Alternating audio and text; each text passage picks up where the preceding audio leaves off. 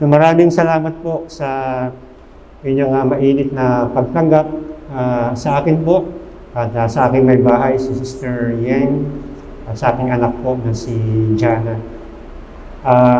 Gaya nga po na nabanggit ni Pastor Jason, ako po ay nagministeryo po ng matagal din sa Ilocos bago sa Laguna. Ngunit bago po yun ay ako rin po ay nagpastor noon sa Quezon City at saka po sa isang prayer mountain sa Antipolo. Siguro kung di ako nagkakamali mga 2 years lang po siguro. Meron pong prayer mountain doon at meron din pong maliit na gawain doon kada linggo sa mismong prayer mountain.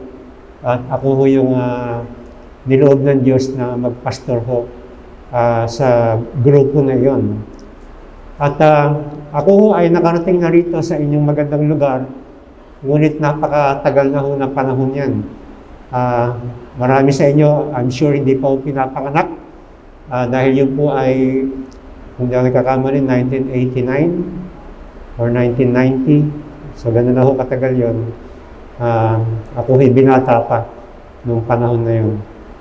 At hindi ko akalain na ako ay muli makakabalik dito sa Balanga, Bataan, para magbahagi ng salita ng Diyos. In fact, yung aking panalangin nga lang noon ay makapunta lang sa Bataan para mamasyal. Actually, nakapunta rin po ako sa isang lugar sa Bataan, sa Bagak. Meron po kaming ninong na plant doctor sa Bataan Nuclear Plant. At kami nakapagbakasyon ng mga 3 araw siguro ng mga panahon na yun. Matagal na rin po. May asawa na ho ako ng time na yun.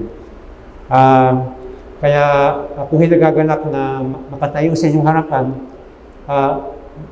Maiksi lang ho na, na patotoo bago ho tayo mag-aral ng kanyang salita. Para mabigyan po ng kapurihan ng Diyos. Noon ho simula ng pandemic, ako ho ay naoperahan dahil nagkaroon po ako ng skin cancer sa aking kanang pisngi ng aking mukha. At akala ko nga ho ay hindi na ako uli makaka-preach. Dahil medyo malaki ho yung bukol na tinanggal. And in fact, the days after the surgery, talagang ako ho ay halos hindi makapagsalita.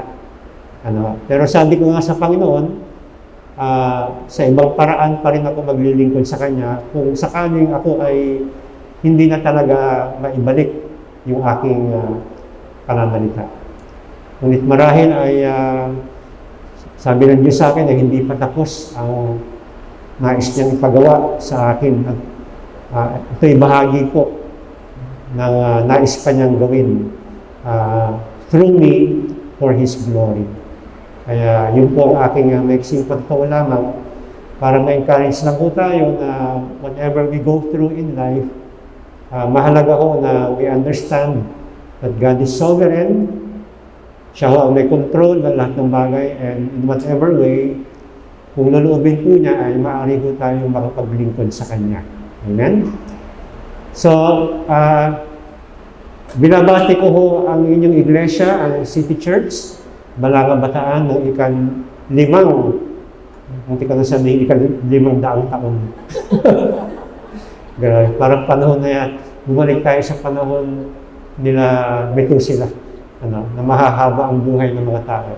Ang inyo pong 500 taong anibersaryo at yung video na inyong pinalabas kanina at yung mga testimonies na ibinahagi po ng mga kapatiran po ay nakaka-encourage so personally sa akin na merong magandang ginagawa ang Diyos sa buhay ninyo at sa ministry ng City Church. At makita rin po yung mga ibang mga brethren na nanggaling po sa Olonga po. Kanina nga ho nung dumating kami, tinatanong po ng mga nasa registration kung taga-Olonga po kami. Kaya sabi ko, ganito bang itsura ng mga taga-Olonga po? Pero yun po, nagagalak po ko yung mga galing Olonga po. May tarlac ba, Pastor? Wala, okay. So, purihin ng Diyos sa kanyang ginagawa. Ang team ho ninyo ay binahagi sa akin ng inyong pastor siguro mga 1 month or mga 1 month before this gathering. At yun nga po ay seek Him first. Okay? Kaya dito po ho nilinya ang mensahe ng Panginoon for today na siyang hinango sa Mateo chapter 6 verse 33. I'm sure ito ho ay alam na alam ho natin ito by heart. Kabisado ho natin. But just the same, nais kong basahin ang Matthew chapter 6 verse 33. Ang sabi ho rito ng Panginoon, "But seek first the kingdom of God and His righteousness, and all these things will be added unto you." Ulitin ko ho, "But seek first the kingdom of God and His righteousness, and all these things will be added to you." Hinihiling ko ho na tayo ay sandaling manalangin, hingin po ang biyaya ng Diyos sa ating pag-aaral ng kanyang mga banal na salita. Dakilang Diyos, kayo ay banal, makapangyarihan. Kayo ay mapagmahal at mabuti.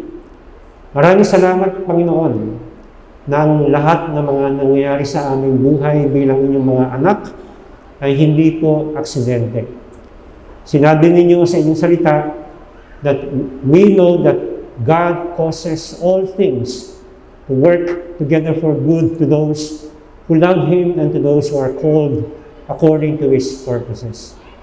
Kaya Panginoon, ang gawain po ngayong umaga ay bahagi ng inyong pagkilos sa lahat ng mga sirkumstansya ng aming mga buhay upang kami ay patuloy na mahubog at maging kawangis ng aming Panginoong Hesukristo.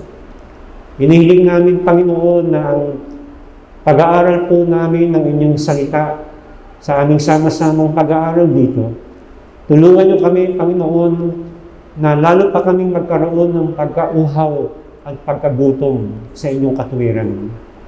Inihiling namin, Panginoon, na ang inyong pong katotohanan na siyang ilalagay sa amin ng inyong banal na Espiritu ay hindi lamang maging karagdagan sa aming pong mga nalalaman na, kung hindi ito, Panginoon, ay mag-transform, magbago, at lalo ho namin, Lord, makilala si Kristo Jesus. Ito ang maging mithiin namin ngayong umaga. At gayon din, Panginoon, na hindi ho huminto doon o hindi lalo pa, Panginoon, na kami ay maging mapagpakumbaba at maging masumurin sa inyong loobin. At sa lahat ng ito, Panginoon, ako rin po ay inyong tulungan. Ako ay inyong gamitin bilang inyong mensahero. At ang lahat ng inyong gagawin, Panginoon, sa aming mga puso at buhay ngayong umaga, nawa kayo lamang po ang aming magalak na mabigyan ng lahat ng papuri at pagsamba dahil kayo lamang ang karapat-dapat sa lahat ng ito. Sa pangalan po ni Jesus. Amen at amen. Okay, purihin ng Diyos. Seek first His kingdom. Simula ko nung ako ay bata pa, ay kabisado ko na ho, actually, itong verse na ito dahil sa tuwing sinasama ho ako ng aking mga magulang sa simbahang Katoliko, ay ito ho ay inaawit, di ba? Kada linggo ho yan inaawit po yan. Kaya memoryado ho natin, no? Tayo ho mga lumaki bilang mga Roman Catholics, memoryado ho natin itong awiting ito o itong verse na ito. Ang problema nga lang ho ay hindi natin talaga personally na naranasan at naintindihan kung ano talaga ang pinaka-essence at pinaka-mensahe ng sinabi ng Panginoon dito sa Matthew chapter 6 verse 33. Nakakalungkot din dahil kahit na ang mga Kristiyano ngayon ay hindi rin po nila gaano naunawaan ang kahulugan ng talatang ito. At madalas nga ho, ang nagiging paborito ho natin na bahagi ng Matthew 6:33 ay, hulaan niyo po, I'm sure alam niyo ho, yung pangalawang bahagi. Di ba? Ano ho yung pangalawang bahagi? And all these things shall be added to you. Ang lahat ng mga ito idadagdag sa iyo. Kaya marami ho ay, yun ho ang laging kiniklaim. Kiniklaim na lahat ng hilingin ko sa Diyos, lahat ng ipanalangin ko sa Diyos, ito ay kanyang ipagkakaloob sa atin. Ngunit, makikita ho natin ngayon umaga na hindi po yun ang binibigyan ng primary importance ng Diyos. Bagamat alam natin na ang Panginoon ay ating Ama sa langit, na siyang binibigyan din po ng emphasis ng aklat ng Matthew. Kaya meron pong panalangin, yung Lord's Prayer or Disciples' Prayer sa Matthew 6, verse 9, Our Father.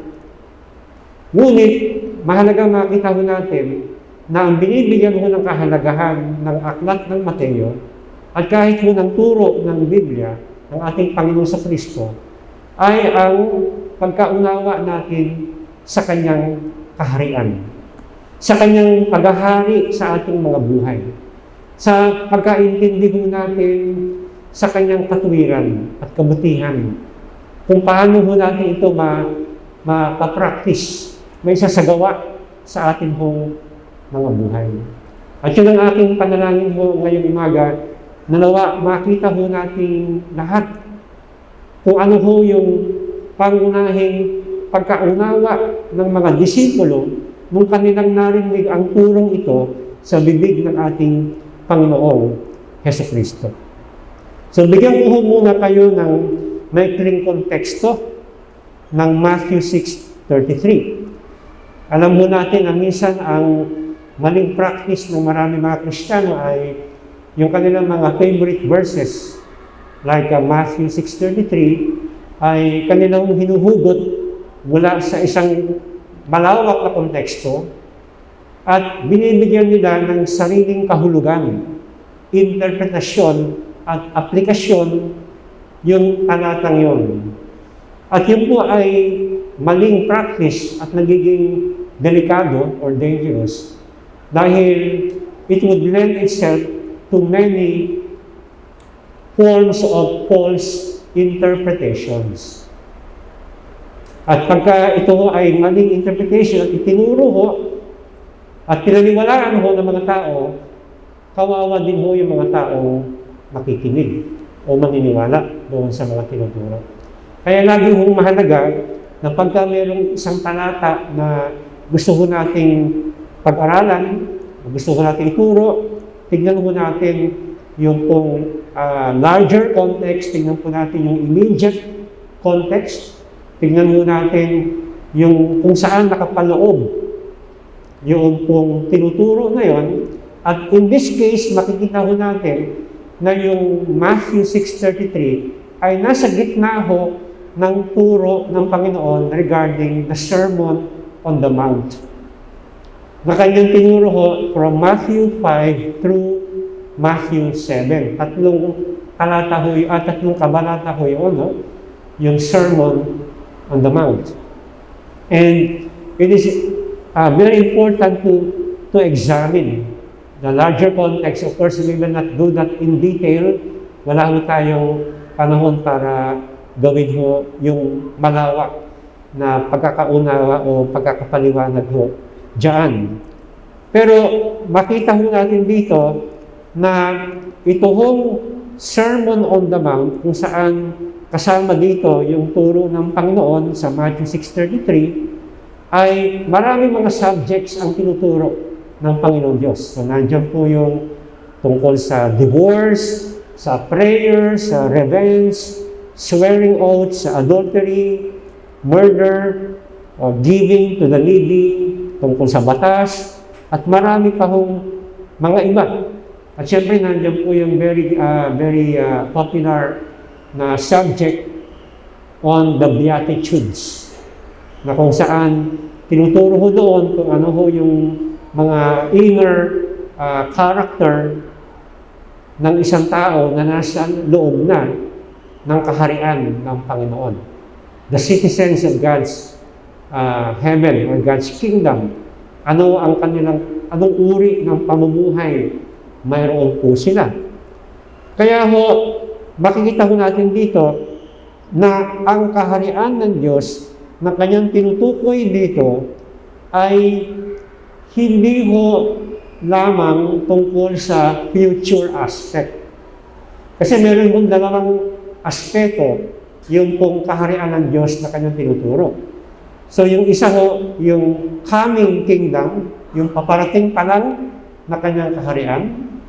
So we're talking about, of course, yung millennial kingdom, yung 1,000-year reign of Christ physically on earth.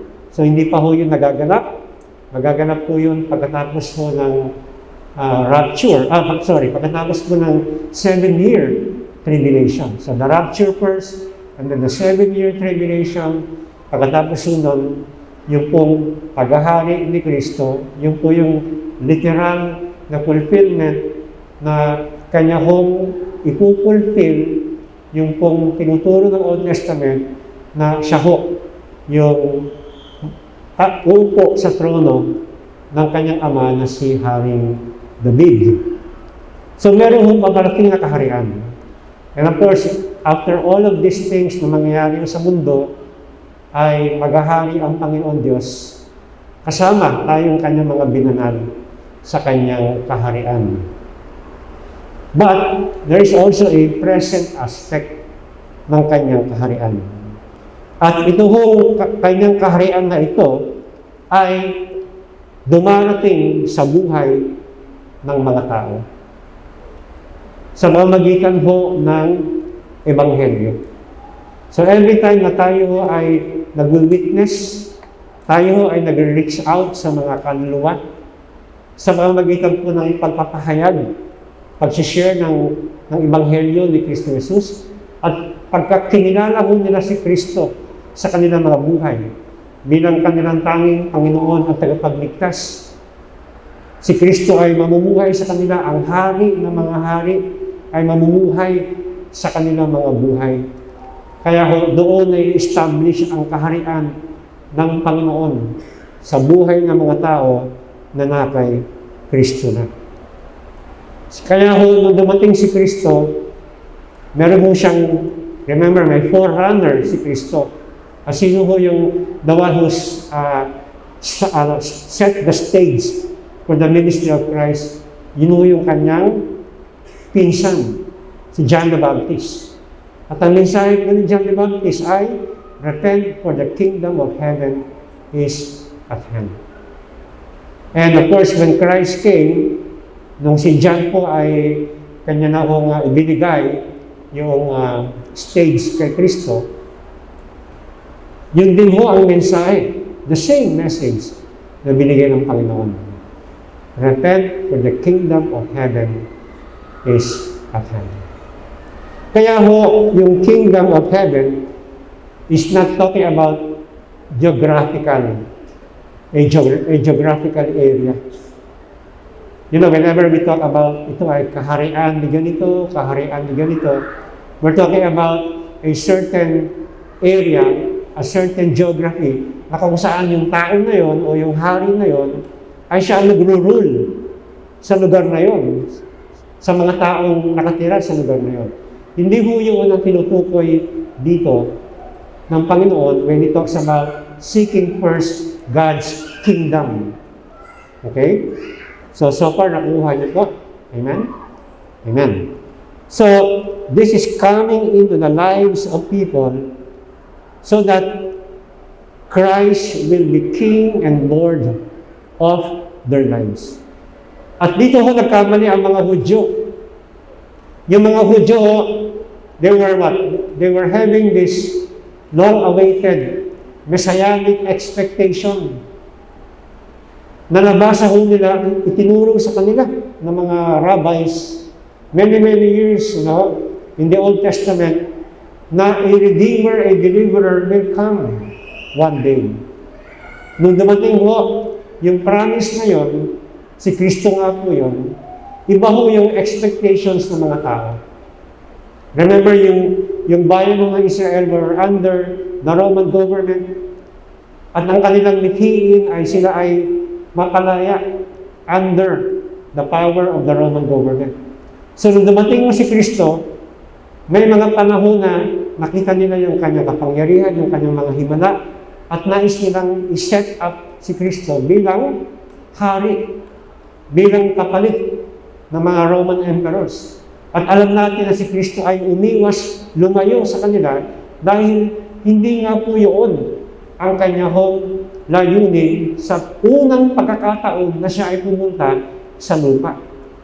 Sa kanyang pangalawang pagbabalik, yun na ho ang mangyari. He will be King of Kings and Lord of Lords over all governments and over all powers.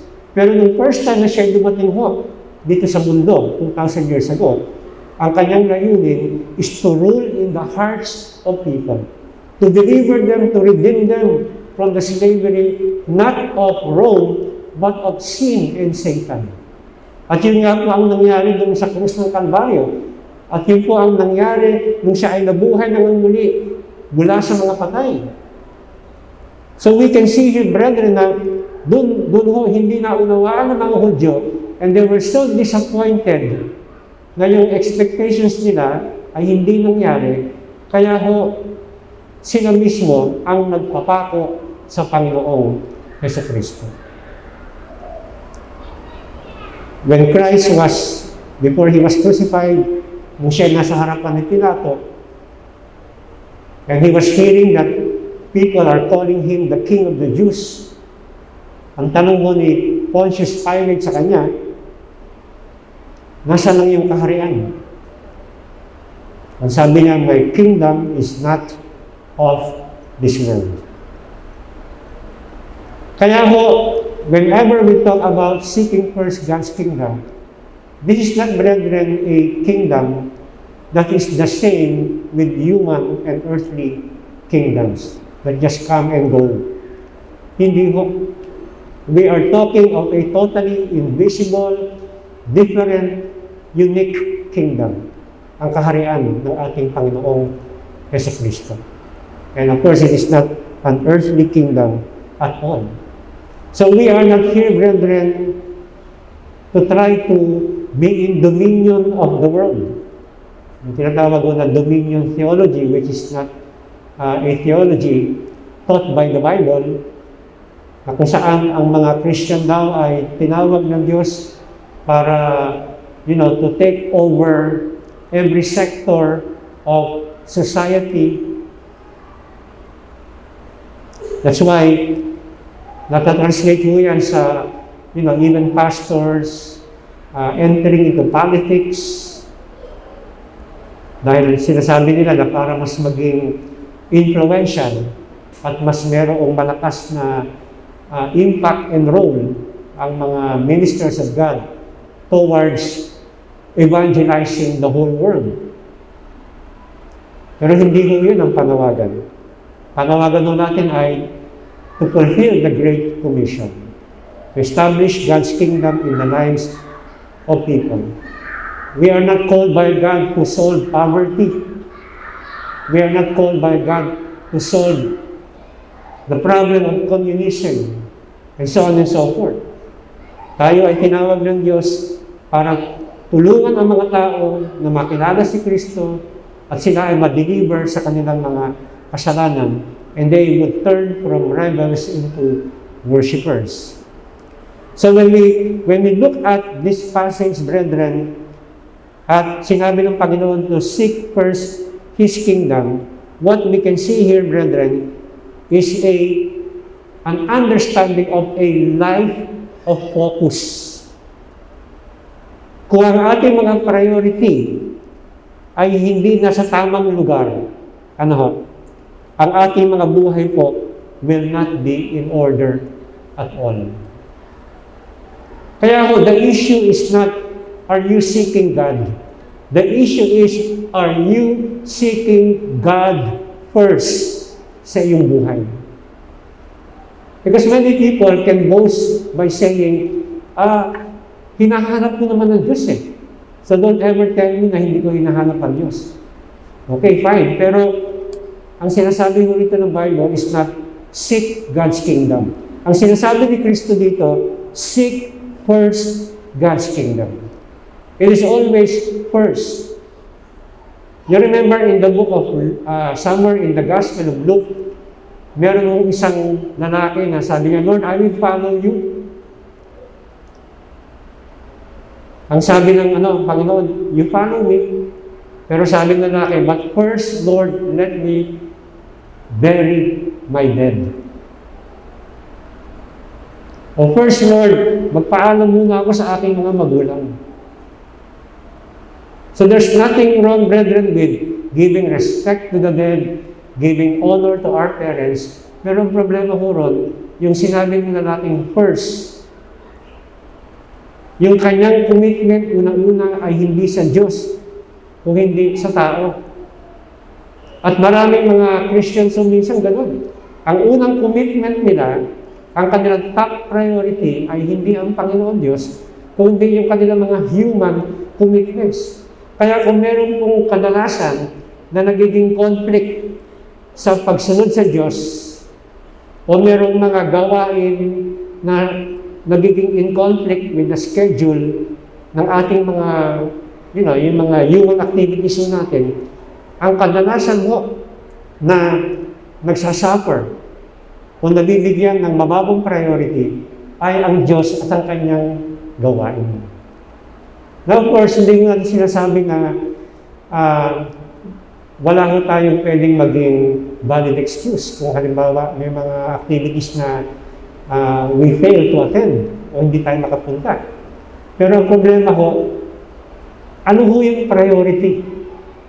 Ano ho yung kauna-unahang commitment natin sa ating mga buhay? Because kung ano yung iyong top priority, yun ang isang bagay na hindi mo pwedeng galawin. Halimbawa ho yung linggo, okay, yung Sunday ho. Bakit ho every Sunday ang Christian nasa church? Hindi ko dahil siya ay hinihila ng kanyang magulang para pumunta sa church. Hindi dahil sa wala siyang magawa kada linggo ng umaga. Alam niya na ang linggo ay the Lord's Day. Amen? Alam niya na kauna-unahan, ang Sunday ay hindi family day, it is the Lord's Day. Hindi natin sinasabi na we cannot have time with our family every Sunday. I mean, going to the mall, mamasyal, pumunta sa park. Pero, ang tingin ho natin lagi Sunday, it is a holy day. It is a day that we always commemorate the resurrection of our Savior. And that day is sacred for us. We do not go anywhere else until we go first to the house of the Lord. Yun po. That is our worship unto the Lord. Yung pagpunta ho sa kanyang presensya through the gathering of the saints kada linggo ho. At yun ho ay yun po ay isang bagay na we begin with. And if we fail to do that, we fail in other things, sa ibang mga bagay pa. Kaya yun po yung unang-unang kinakailangan na maging priority ng Christian. To be with the saints, to be in fellowship with the saints, to worship God together, to study God's Word together, to pray together as a church every Sunday.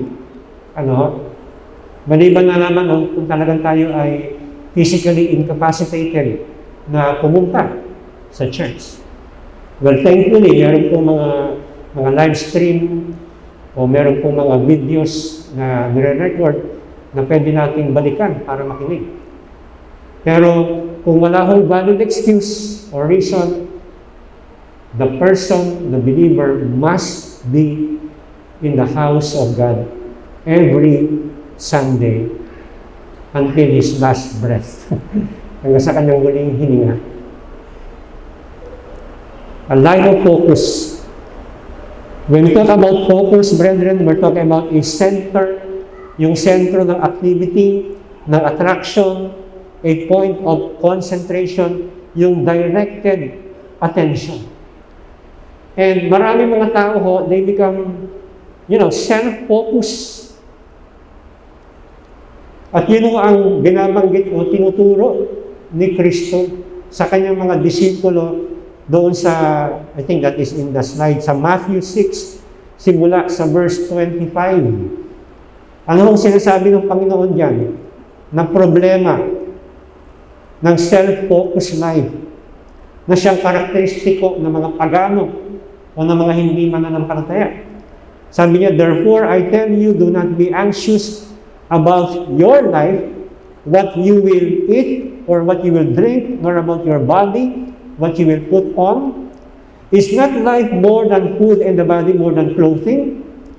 Look at the birds of the air.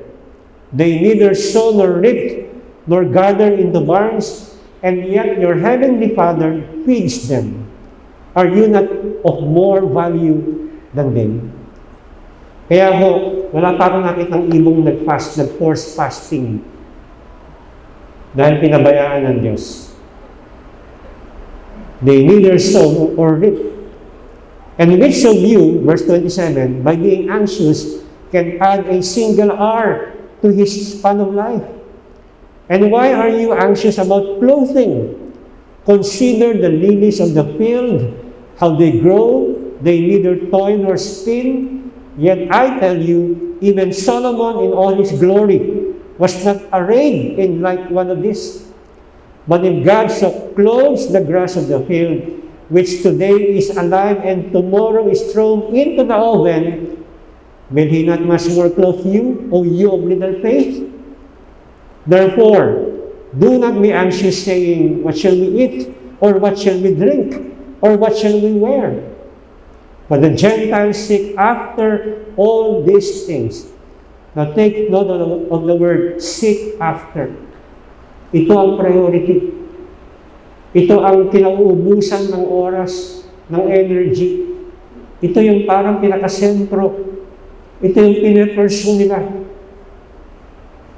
They seek after all these things, and your heavenly Father knows that you need them all. That is a self-focused life. Living under the sun. You look at the journal ni King Solomon sa aklat ko ng Ecclesiastes. Di ba sinasabi ho niya na I made vineyards, I planted everything, I did this for myself. Puro myself ko yung lahat. I built houses, I built palaces, I tried wine, pleasure, women. At sabi niya, nung sinorvey niya, lahat ng yun ay what? They are all in vain. They are all futile. Walang saysay. Like pursuing the wind, but never catching the wind. It is a self-focused life, brethren. At sinasabi ni King Solomon, ang mga hentil, ito ang kanilang sinusumpungan. O ito ang kanilang hinahanap, seeking after all these things. Kaya ho, we do not seek first our agenda. We do not seek first our physical needs. Bagamat ang physical needs po ay may mahalagang parte sa ating buhay. Kaya nga ang sinabi ng Panginoon, tinuro niya sa prayer, give us this day our daily bread. Pero hindi ho inauna sa disciples' prayer. Hindi ho sinabi na, our Father in heaven, give us this day our daily bread. Yun, ganun ho ba ang sequence? Hindi ho, di ba? Our Father in heaven, tignan niyo ho yung God focus. Our Father in heaven, hallowed be your name. The priority of worship. Thy kingdom come. The priority of seeking God's kingdom. Thy will be done. The priority of obeying God's will on earth as it is in heaven. Yun ho yung bahagi para sa Diyos. Laging una ho ang Diyos. And that's why our prayers will always reflect kung una ang Diyos sa buhay natin o siya ho ay nasa peripheral lang, accidental lang sa buhay po natin. Our prayers will show if God is God over our lives and Master over our lives o siya ho ay ano lang, parang pangalawa lang or afterthought sa ating mga buhay. Many Christians pray that way. Lord, ito ang aking gusto, ito ang aking kailangan. Lord, itong iyong ibigay sa akin. Nabasa niyo ho o napag-aralan niyo po ba yung mga petitions ni Paul sa mga sa mga New Testament churches? Simula sa Romans, Corinthians, Ephesians, Philippians, Colossians, Thessalonians, and even sa mga individuals na kanyang sinulatan na sina Timothy, sina Titus, at si Philemon. Ano ho yung kanyang mga prayers doon? Ano ho yung pinaka-sentro at focus ng kanyang panalangin sa mga iglesyang yon at saka mga individual na yon? Puro ho tungkol sa spiritual. Tungkol sa gawain ng kanyang kaharian. Tungkol sa paglago nilang spiritual. Patungkol ho sa kanilang relasyon to be able to glorify God as a church. And many other things. Pero puro tungkol ho sa mga spiritual na aspeto at para sa furtherance of the kingdom of God through the gospel preaching. Not that Paul was not at all concerned sa kanilang mga physical and material needs. I'm sure he was. Pero alam mo niya kasi na kinakailangan ng iglesia maturuan kung ano ho yung tamang perspektibo, ang tamang priority natin sa ating lakarin. Dahil madali ho tayong matatangay ng mundo.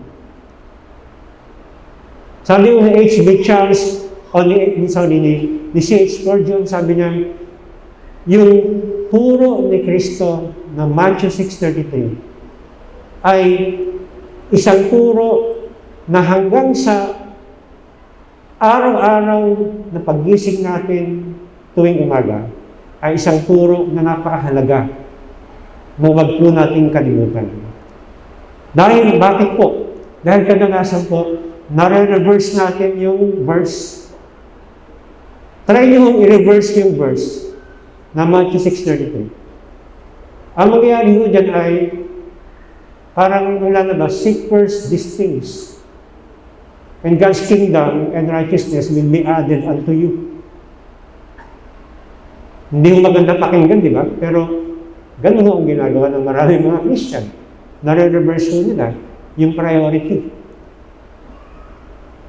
Imagine niyo ho kung yung kalesa, ang umihila ho ay yung mismong kariton ba tawag doon? Hinihila niya yung kabayo. Wala tayong makikita ganun. Wala hong pamupuntahan yun. Pinakailangan yung kabayo ang umihila doon sa sinasakyan ng mga pasahero. And that's the one thing na nangyayari sa maraming mga Christian dahil mas mahalaga sa kanila yung kanilang agenda, yung kanilang sariling pagtatayo ng kanilang kaharian imbis na itaguyod ang kaharian ng Diyos sa kanilang mga buhay at sa kanilang paligid. Kaya ho, nung sinabi ng Panginoon to seek first God's kingdom, yung salitang seek, ang kahulugan po niyan is to actively pursue or to go after. So imbis na we are self-focused, ang tinuturo ni Kristo sa Matthew 6:33, we must be God-focused. Yun ho ang priority ng mananampalataya. Seek first the kingdom of God. It is to actively pursue.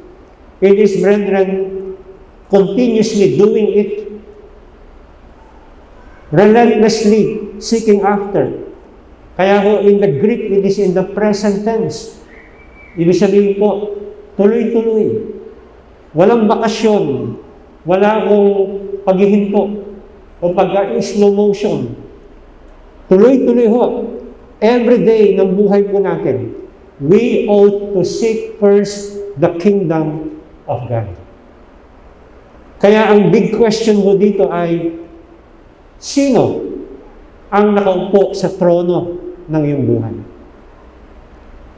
Whenever we talk about a throne, di ba meron ho nakaupurong hari? Ang tanong ko sa inyo, ilan ho ang nakaupo sa trono? Dalawa ho ba? Siyempre, isa lang. Hindi pwedeng dalawang hari. Dalawang tao nakaupo sa trono. Isa lang ho. Ang Diyos ho ba ay nakaupo sa trono ng ating buhay pag linggo? Pero mula Lunes hanggang Sabado, yung sarili ho natin nakaupo. Non-transferable ho yun. At hindi ho pwede palit-palit kung sino nakaupo. Ang Diyos lang ho ang maaaring umupo sa trono ng ating mga buhay.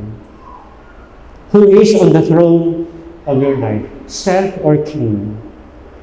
Now, isang mahalagang paalala po, reminder. Ang isang unbeliever, yung mga hindi Christian po, because we're talking here of the word seeking God's kingdom, seeking first God's kingdom. Wala hong abilidad or capacity, kakayanan ang isang unbeliever para hanapin ang Diyos. He cannot seek God. Dahil sa kanyang kalikasan po, hindi niya magagawa yun. Dahil ang tao ay spiritually separated from God. Hindi niya kayang i-reconcile ang kanyang sarili sa Panginoon Diyos. Sinubukan na ho yan ng ating unang mga magulang, si Adan at si Eva. When they were separated from God dahil sa kanilang ginawang pagkain ng pinagbabawal na bunga. Sinubukan ho nila to reconcile themselves back to God. Kanilang tinakpan yung kanilang kahihiyan, yung kanilang guilt, yung kanilang kasalanan sa magitan po ng pagkuha ng mga fig leaves at pagtahi nito para balutin ang kanilang katawan. In the hope na hindi makikita ng Diyos yung kanilang kasalanan. Pero alam ng Diyos. Sino ang naghanap sa kanila? Hindi sila. Hindi nila hinanap ang Diyos. Ang Diyos ang humanap sa kanila. Hindi ibig sabihin na hindi alam ng Diyos kung saan sila nagtatago. Ibig sabihin, it was God who first, it was God who made the first move towards them na nagtatago na out of fear. Sinabi ng Diyos na yung ginagawa ninyo to reconcile yourself to me will not work. Kaya ang ginawa ng Panginoon, siya ho ay umaslang, umatay ng hayop o ng mga hayop at yung balat ng mga hayop ang siya hong pinagtakip sa kanilang katawan. Ibig sabihin, pinakailangan dumanat ang dugo ng isang inosenteng hayop para yun ang magtakip sa kasalanan ng tao. And this is, brethren, this Word of God is actually a picture, a typology of the coming Lamb of God who will take away the sins of the world. Si Kristo Jesus. We cannot reconcile ourselves back to God. You cannot seek God, brethren.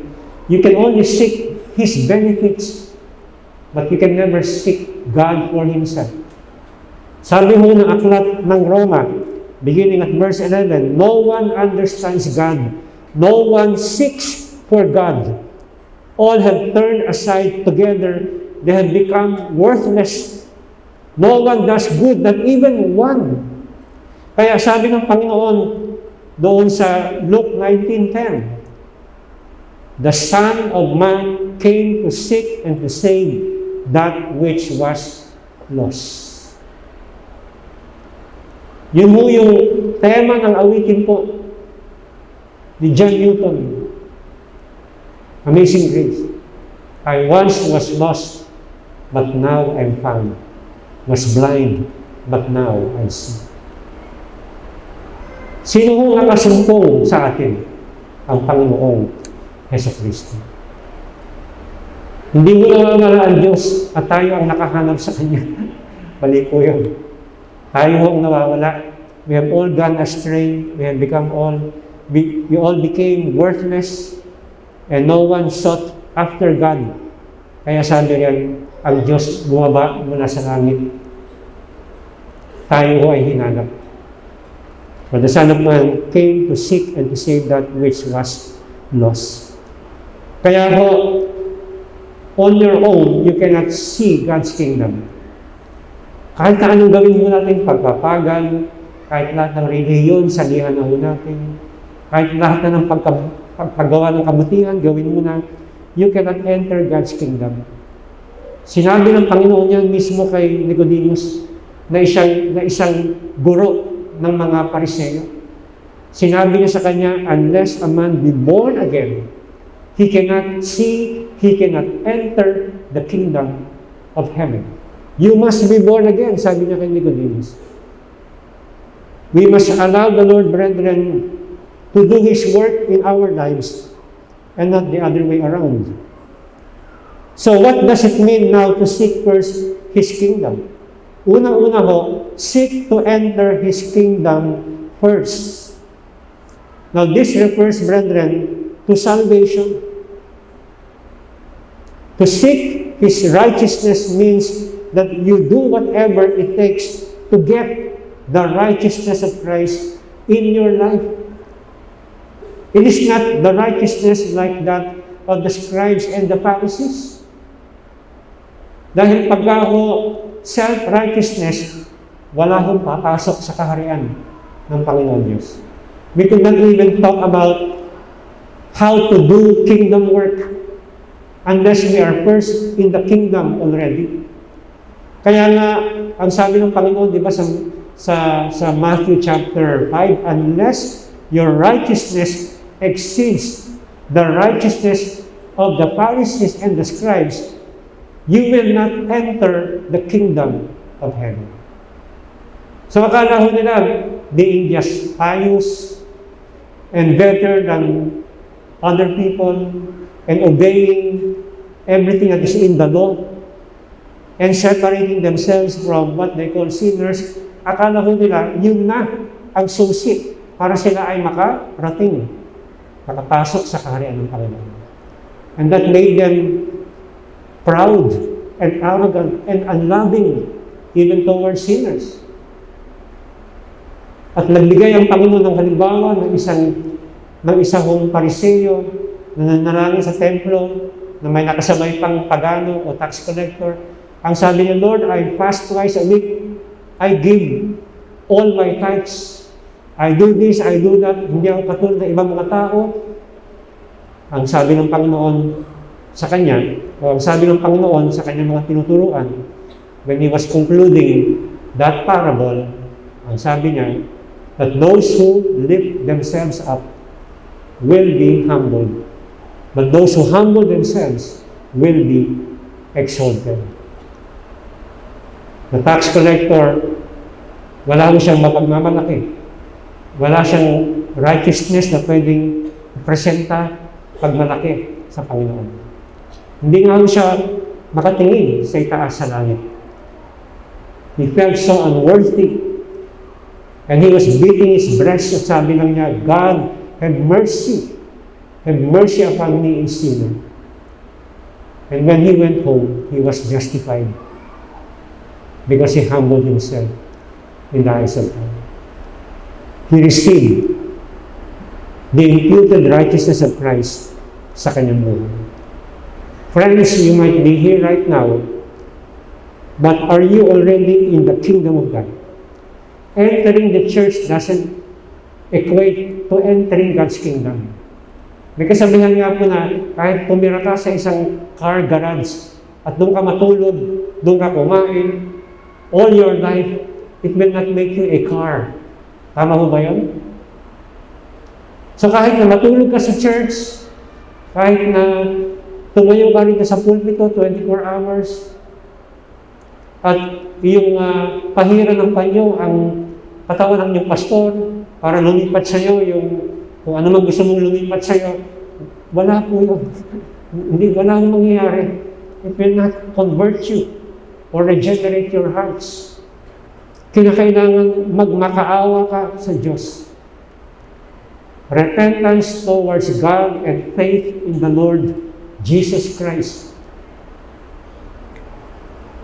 Seek to be saved. Ask for mercy. Magkaroon tayo ng puso katulad po ng Philippian jailer na sabi niya, Sirs, what must I do to be saved? Sabi ko ni Paul sa kanya, believe in the Lord Jesus Christ. Believe in the Lord Jesus Christ. Sabi ko ng Romans, for whosoever shall call upon the name of the Lord shall be saved.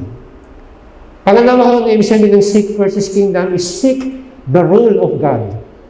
Sabi ko ng verse 33, seek first the kingdom of God. Again, nabanggit ko natin, this kingdom does not refer to a geographical territory but to a dominion or rule. God's kingdom is God's sovereign rule, and therefore, to seek first His kingdom is to seek first His rule, His will, and His authority sa ating mga buhay. Are we seeking that He be master over our lives? Are we seeking that there is only one ruler? That there are no two masters or more sa buhay natin?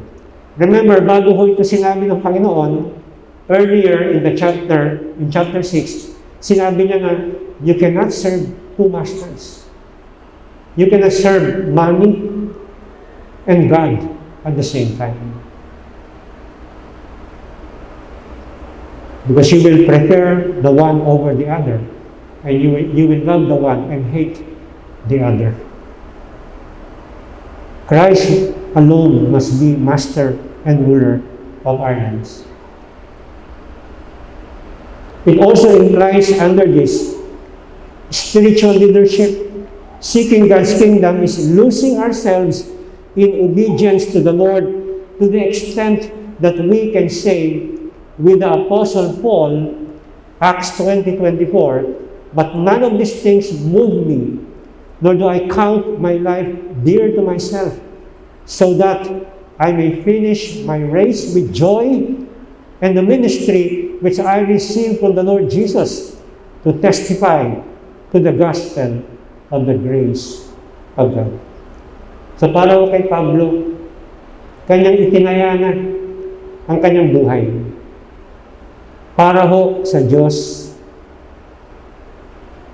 He learned to deny himself and to take up his cross, to be able to finish the race set before him. And he was doing that with joy. Alam niya na yung ministry na yun. Hindi niya pinagpaguran yung ministry na yun. Binigay ko sa kanya ng Diyos yun. Though he was not deserving, sabi niya, I am the chief of all sinners. Pero by the grace of God, I am who I am right now, sabi niya. I labor more than all the apostles, but not me, but the grace of God working in my life. And so, yun ho, ministeryo binigay ng Panginoon sa kanya. For what purpose? To testify to the gospel of the grace of God. Kaya ho, he was obeying the Lord, no matter what. To seek first God's kingdom is to pour out our lives in the eternal kingdom work of our Heavenly Father. I think it was Oswald Sanders sa kanyang librong Spiritual Leadership na nagsabi, this world is run by tired men. This world is run by tired men. Ang tanong lang ho, kung tayo ay pagod, saan ho tayo napapagod? Saan ho natin inuubos ang ating lakas at oras? Siyempre, meron ho tayo mga ibang responsibility rin. Pero yung mga ibang responsibility ho natin, does it take away, brethren, our passion and our pursuit and our energy and our priority para ho sa kingdom work ng ating Panginoong sa Kristo? Nagagamit mo ba natin yung ating mga talento para sa mundo, pero hindi mo natin nagagamit ng maayos para sa kaharian ng Panginoon? Ang nakikinabang po ba ay ang mundo at hindi mo nagagamit to humbly serve the body of Christ? Where is our priority? Now, this also means, brethren, that it talks about spiritual lordship. And under this, kinakailangan po yung ating sarili must be dislodged or must be dethroned. Kinakailangan po maalis na. At alam niyo ho, hindi ho yan madali. Kasi ho yung ating flesh, yung ating sinful flesh, lagi ho yan lumalaban, talagang, kumbaga ano po sa, alam niyo, naalala ko nung ako'y bata pa, mahilig ko manood ng sabong. Sa television lang, hindi naman ako tumataya. Sa television, nanonood ako. Kasi ang pinakagusto kong part doon, yung manok na talo na, akala mo patay na, biglang tumutupa ka. No? Talagang, ayaw niyang, he refused to die, sa madaling salita. Lalaban at lalaban until his last breath. Ganun ho yung ating, yung ating self. Bumababa tayo sa cross, so to speak. Alam mo natin yung sinasabi na commitment na I'm crucified with Christ. Positionally, we are. Pero practically, madalas tayo ay bumababa sa cross. Lumalaban mo yung ating laman. Putting up a fight. Kaya sabi ng Galatians 5:17, for the flesh lusts against the spirit, and the spirit against the flesh, and these are what? Contrary to one another, so that you do not do the things that you wish. So ayun ho, yung struggle, putting up a fight, pero sabi niya that we need to what? We need to let the Lord be on the throne every single time. We must be Savior enthroned. So it is now a matter of trusting Christ for whatever comes your way. Dapat siya ho ang laging in charge. Siya ho yung nasa manubela ng buhay po natin. Kinakailangan po nandun yung ating pananampalataya sa Kanya. Trusting Christ wants not only a place in your life, Jesus does not even want prominence in your life. Jesus wants preeminence in your life. Ulitin ko ho. Jesus does not want a place in your life. Hindi rin siya parang add-ons lang o parang side dish lang sa buhay ko natin. Jesus does not even want prominence in your life. Jesus wants preeminence in your life. So that's what it means, seeking first God's kingdom. At yung pangalawa ho, that we should seek first is to submit to the righteousness of God. Kaya sabi niyan, and His righteousness. I'm reminded of what Paul said about the nature of God's kingdom in Romans 14:17. Sabi niya riyan, for the kingdom of God is not meat and drink, but righteousness and peace and joy in the Holy Spirit. So ito ho ay isang bagay na kinakailangan natin laging ilagay sa alang-alang sa ating mga isipan. Na hindi ho ang kaharian ng Diyos ay pisikal o para tayo mag-e-enjoy lamang, hindi ho tutungkol sa mga panlabas lamang ng mga activities. Ito ho ay tungkol sa katuwiran, kapayapaan at kagalakan sa banal na spirito. And so when we talk about submitting to the righteousness of God, the things that we need to do are the following. Anong kinakailangan gawin natin? Una-una, seek personal purity. In the Beatitudes, ang sabi mo ni Kristo, blessed are those who hunger and thirst for what? For righteousness. For they shall be filled.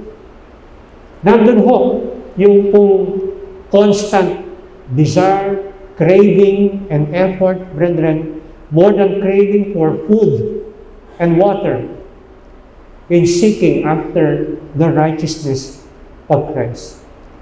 And that is not only are we to be seeking God's control over us, but we are also to be seeking God's character within us.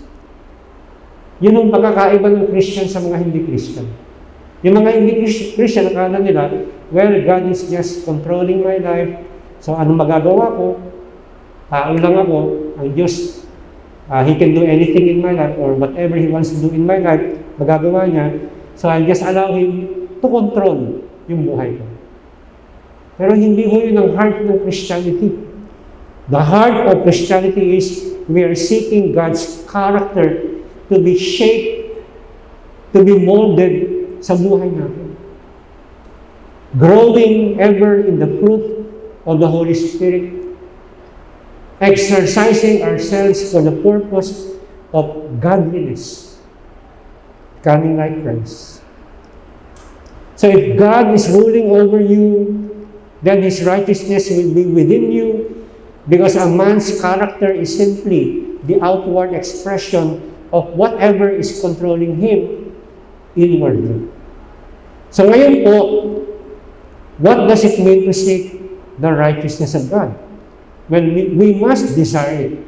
Kinakailangan po talaga nandun yung matinding mithiin sa ating mga puso. What do we really want to do? Alam niyo, parang isang bata ho na yung mga babies, di ba?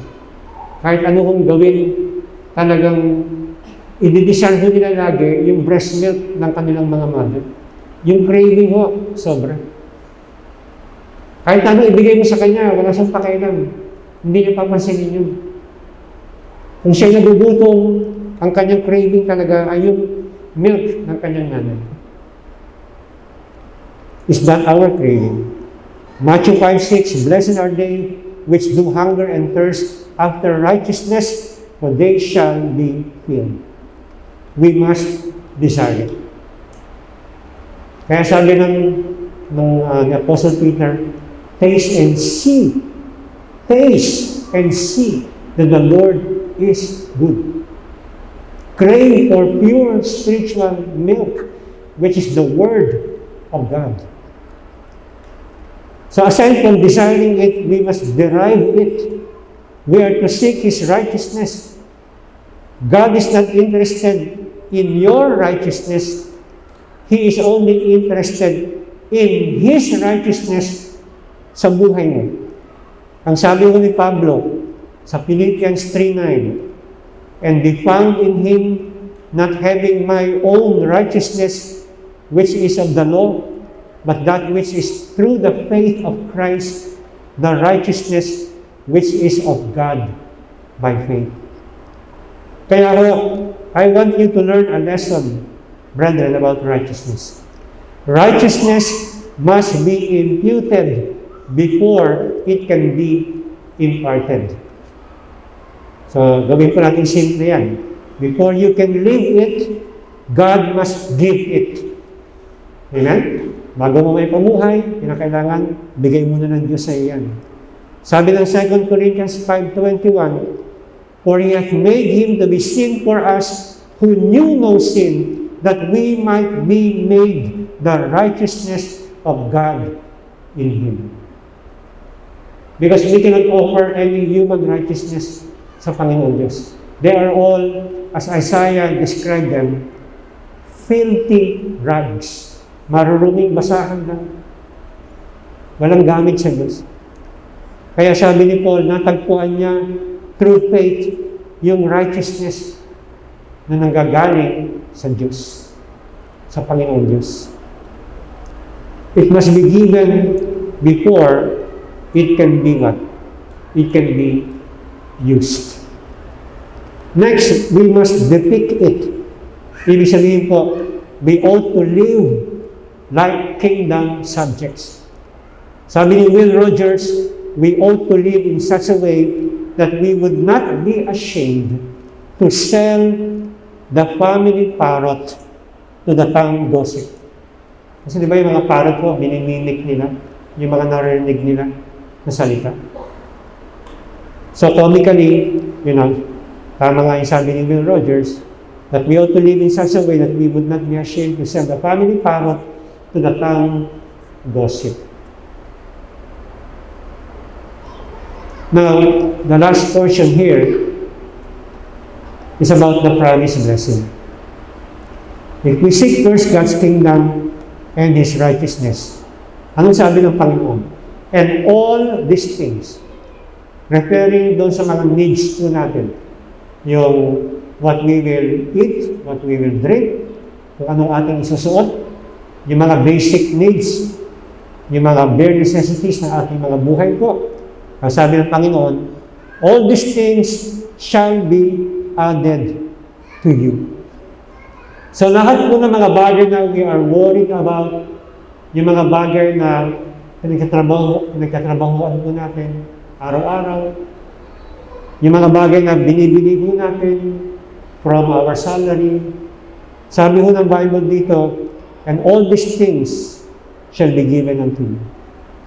Now, ulitin ho natin, I'm sure narinig din ho ito sa ibang mga pastor, na God will supply our needs and not our greeds. Hindi ho yung mga layaw ng ating laman. Not all our wants, but all our needs. Amen? So, hindi po lahat ng ating wants ay needs po natin. Amen po ba? So, halimbawa po yung pag-aasawa. Okay? Of course, marriage ay, po yan, ang Diyos na nag-institute niya. Pero hindi mo lahat tinawag para magkaroon ng asawa. Tama ko ba yan? Kaya si Apostle Paul, single po yan. And yet, very happy and fulfilled yung kanyang buhay. So, halimbawa, kahit na want mo, gusto mo na magkaroon ng asawa, hindi automatically ibig sabihin na yun ang iyong talagang need na ibibigay ng Diyos. Now, of course, I'm not discouraging yung mga single dito na huwag kayong mag-asawa. But you need to pray for wisdom and discernment and always be subject to the will of God. Even about your, love life. Ika nga. So not all we want is all that we need in the eyes of God. Kaya nga, Christ was talking about all the things that people worry about. Verse 19, we are even told that people worry about finances. Sabi niya sa verse 19, chapter 6 of Matthew, lay not up for yourselves treasures upon earth, where moth and rust doth corrupt, and where thieves break through and steal.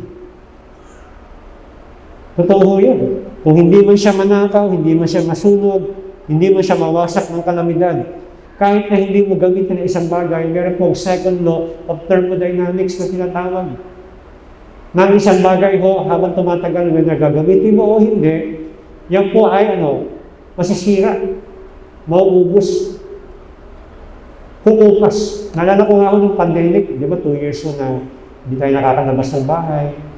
Meron ako isang shoes, yun na yung pinakabagong shoes ko, na hindi ko ho man lang naisuot. Dahil bago nag-pandemic, binili ko yun, hindi ko na nagamit. So, nung nagsimula na mag-open up yung mga churches, di tama-tama, meron kaming prayer meeting. Sabi ko, masasuot ko na rin to. Ang nangyari ho, on my way to the church, nag-smile yung sapatos. Smile, God loves you. At hindi lang nag-smile, no? Talagang totally humiwalay yung swelas. Yung swelas mismo doon. Well, because ganun po eh. Lahat ng bagay ho ay maaaring mawala, masira. Sa isang iglap lamang. That's why we are not laying up treasures upon this earthly kingdom, but laying up treasures where moth and rust do not destroy and where thieves do not break in and steal. Doon po sa kaharian ng Diyos sa langit. In verse 25, tinutukoy ho rito that people worry about food. In verse 27, people worry about aside from food and drink, about their fitness. Kaya sabi ng Panginoon, which of you by taking thought can add 1 cubit to his stature? In verse 28, we are told that people also worry not only about their clothes, but even about fashion. Ano ba yung trendy? Ano ba yung mga uso ngayon? Na style ng buhok, ng damit, ng sapatos, etc. So, babasa sila ng maraming mga fashion magazines, o obserbahan yung mga K-pop groups, o kung sino-sino doon sa TV. And they are worried na baka sila yung mapag-iwanan at maging katawa-tawa. They become worried and anxious about fashion. Pagkain, tubig, bahay, these needs, brethren, sabi ng Bible, all these things the Gentiles seek after. But your Heavenly Father knows that you need all these things. The Lord has promised that if you will seek first His kingdom and His righteousness, you will have all these things that you need. That God knows, that your Father knows na kailangan mo sa buhay mo. So you are more worried about His kingdom. You are more concerned about how to do His work. It is God's responsibility as our loving Father to provide for us while we are busy knowing Him and doing about our business in propagating the gospel of His kingdom. Brian Brotherson tells the story, and let me quote, "A few years ago, a friend of mine passed away. During his battle with brain cancer, the Lord made it clear to him that he would die. That knowledge completely changed his attitude toward everything. He had been a fairly successful businessman and had accumulated a lot of nice things. A few months before he went home to heaven, he said to me, 'I feel like I have wasted so much of my life. None of those things mean a single thing to me right now. And the only thing that matters to me is the Lord.' And by his own admission, he had spent much of his life focusing on money, possessions, and position, and not that much time focusing on the things of God's kingdom. And you don't want that to be your story. And that won't be your story if you take to heart the words of Jesus." End of quote. In conclusion, brethren, in a nutshell, Matthew 6:33 serves as every Christian's marching orders.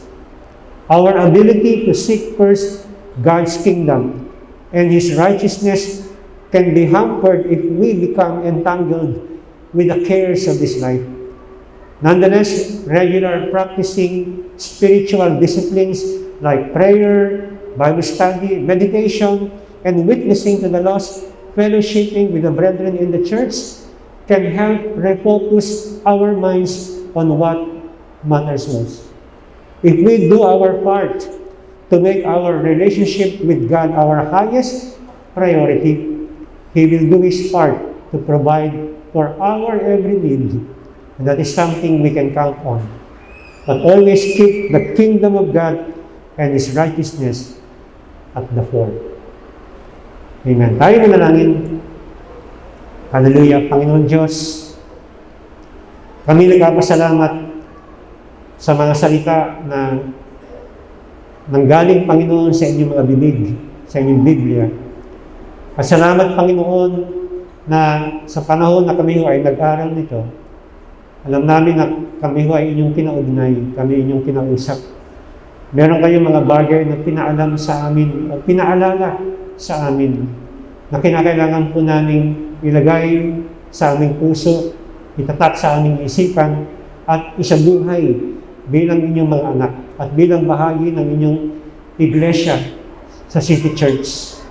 Kaya hinihiling namin, Panginoon Diyos, na magkaroon kami ng pagbabalik loob sa inyo, pagsisisi, kung kami po ay hindi namin o nakalikhaan namin unahin ang inyong kaharian at ang inyong katuwiran sa amin ng buhay at sa amin pong pagsisilbi sa inyo.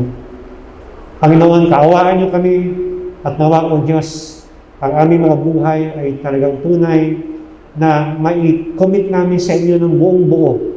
Hindi lamang kada linggo, kundi ang bawat araw ng aming mga buhay. Para po sa inyong kaluwalhatian.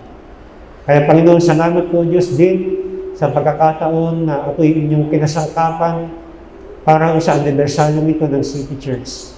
Pagpalain niyo sila maging mabunga, una-una ang kanilang relasyon sa inyo, ang kanilang lakarin sa inyo, at pangalawa, sila ho, Panginoon, ay maging makapangyarihang testimonyo ng inyong katuwiran, kabanalan at pagmamahal, Lord, sa lugar na ito at sa mga karating lugar pa. Dalangin namin na inyong pong ingatan at pagpalain si Pastor Jason, Lord, si Sister Jean, ang kanilang liderato sa iglesia ito, ang mga manggagawa, Panginoon, ang mga miyembro ng gawain ito. Patuloy Diyos sa pag-isahin niyo lagi ang kanilang mga puso sa isang layunin na kayo ay maluwalhati at maipalaganap ang mabuting balita ni Kristo Jesus. Sa kalagitnaan ito, Panginoon, lagi silang maging mataimtim at committed sa kanilang pananalangin bilang isang iglesia. At lagi hong mag-aral at lumago sa katotohanan po ng inyong salita. Sila ay inyong pakanabanalin, Panginoon, sa mamagitan po ng gawain ng inyong banal na Espiritu. Maraming salamat muli, Panginoon, at sa inyo, naingat mo namin binabalik ang lahat ng papurit pagsamba sa pangalan po ni Jesus. Amen at amen.